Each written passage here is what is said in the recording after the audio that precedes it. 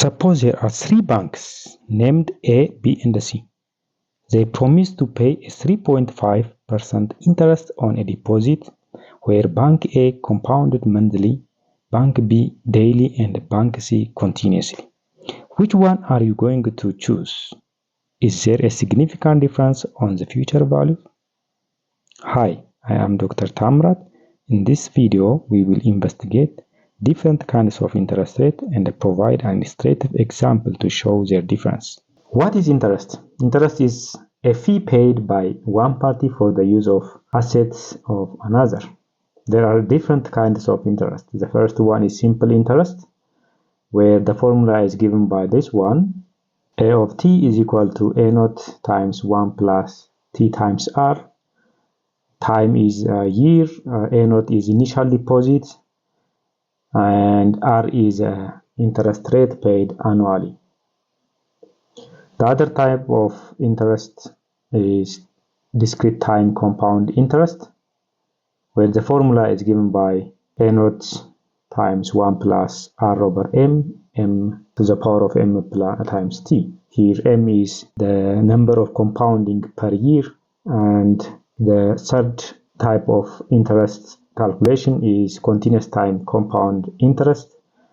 Just it is a limit of the discrete time compound interest as m goes to infinity.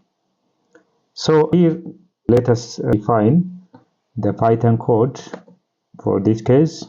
This function, which is a Python function, is the name is interest, can calculate any type of interest. So by default, the interest type is simple interest. So if the type is simple, then we insert the formula here. Else, if the type is compounding, we will use this formula to calculate the future value of the deposit. Else, if it is continuous, then we will implement this one.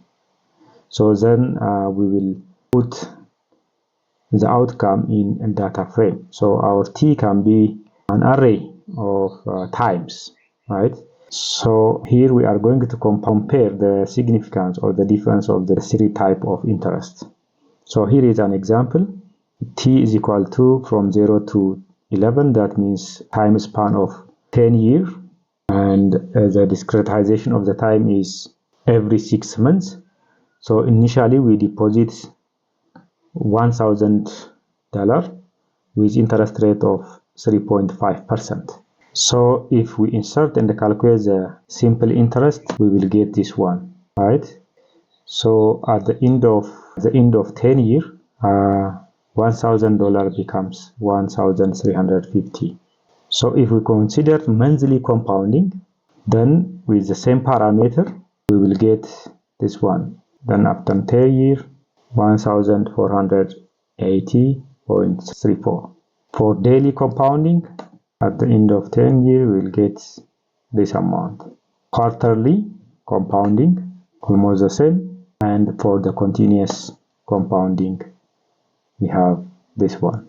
Let us see together and compare the significance difference. So after 10 years, the simple interest is 1,350. For quarterly compounding, this one is for monthly compounding, and this one is for daily compounding, and this one is for continuous compounding. So there is no difference. Almost there is very small difference for continuous compounding and for the daily compounding. A small difference, which is on almost $1 difference for the monthly compounding. Therefore, the monthly compounding, the daily compounding, and the continuous compounding is almost the same within 10 years.